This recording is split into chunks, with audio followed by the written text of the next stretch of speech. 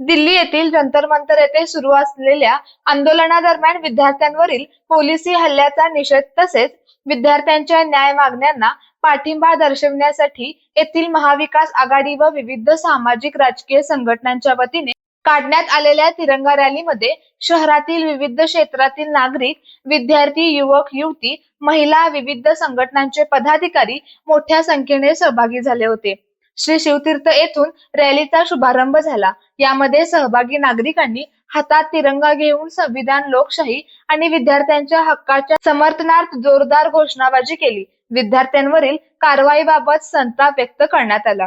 मुख्य मार्गावरून महात्मा गांधी चौकात पोहोचल्यानंतर रॅलीचे सभेत रूपांतर झाले. यावेळी विविध प्रतिनिधींनी केंद्र सरकारच्या भूमिकेवर जोरदार टीका केली. लोकशाही व्यवस्थेत शांततापूर्ण आंदोलन करणे हा घटनात्मक अधिकार असल्याचे सांगत विद्यार्थ्यांवरील पोलीस कारवाईचा निषेध करण्यात आला.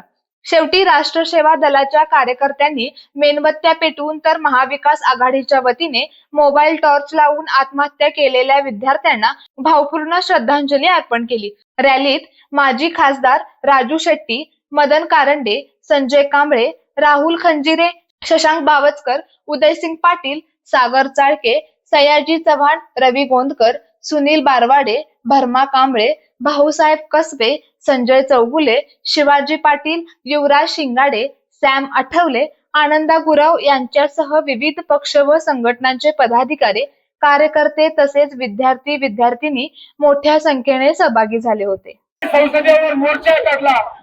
त्या विद्यार्थ्यांना दिल्ली पोलिसांनी अमित शहाच्या आदेशानं तीव्र अशा पद्धतीचा लाठीमार त्या ठिकाणी केला, लाठीचार्ज केला.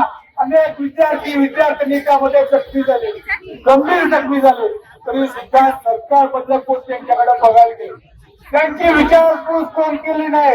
आणि त्यामुळं या गोष्टीच्या संदर्भात अमित शहा आणि नरेंद्र मोदींनी या देशाची माफी मागावी. ही आपली दुसरी मागणी त्या ठिकाणी आहे. आपली तिसरी मागणी, त्या आंदोलनात विद्यार्थ्यांच्यावर खोटे खटले दाखल केले, ते सारेच्या सारे खटले केंद्र सरकारनं तातडीनं त्या ठिकाणी मागे घ्यावे, अशा पद्धतीची व्यवस्था या ठिकाणी करावी.